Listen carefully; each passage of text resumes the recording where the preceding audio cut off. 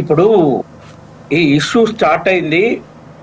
Professor Nageshwar Pawan Kalyan వెళ్ళి అమిత్ షా గారి దగ్గర జగన్ ను అరెస్ట్ చేయాలని ఒత్తిడి చేసినట్టు ఒక ఛానల్లో చెప్పడంతో జనసేన నాయకులకి ఏంటంటే వాళ్ళు దాని మీద రియాక్ట్ అయ్యి కేసులు పెట్టడం, విమర్శించడంతో దీన్ని తెలంగాణలో ఒక తెలంగాణ సెంటిమెంట్ రేట్ చేయడానికి మంచి అవకాశంగా ఏవైతే పార్టీలు వాళ్ళ పరిపాలనలో ఘోర వైఫల్యాలు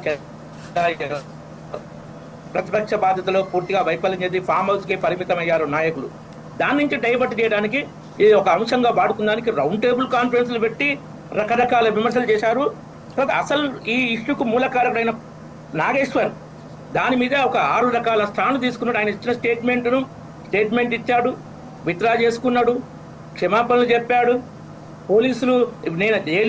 పోలీసులు నా ఇంటికి రాలేదన్నాడు, నేను జైలుకు పోతే నా ఆత్మకథ రాసుకుంటాను. ఈ రకరకాల స్టేట్మెంట్లతోటి దాన్ని ఏంటంటే తెలుగు ప్రజల మధ్యన చుచ్చు పెట్టే విధంగా తయారైంది.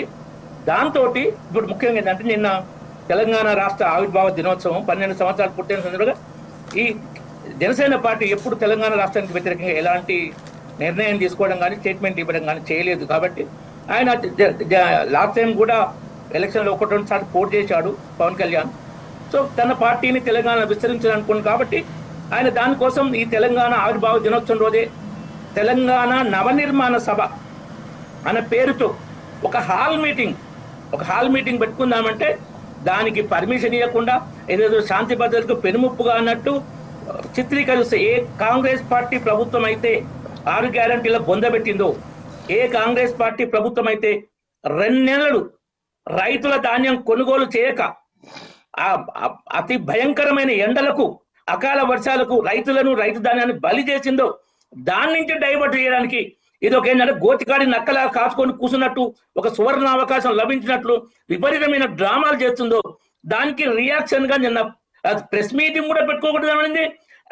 రాహుల్ గాంధీ, ప్రియాంక గాంధీ వయనాడులో పోటీ చేస్తూ మన పవన్ కళ్యాణ్ ఆంధ్రప్రదేశ్ డిప్యూటీ సీఎం వచ్చి తెలంగాణలో ఒక హాల్ మీటింగ్ పెట్టుకోకూడదు, ప్రెస్ కి మీటింగ్ పెట్టి ఇదేంటిది?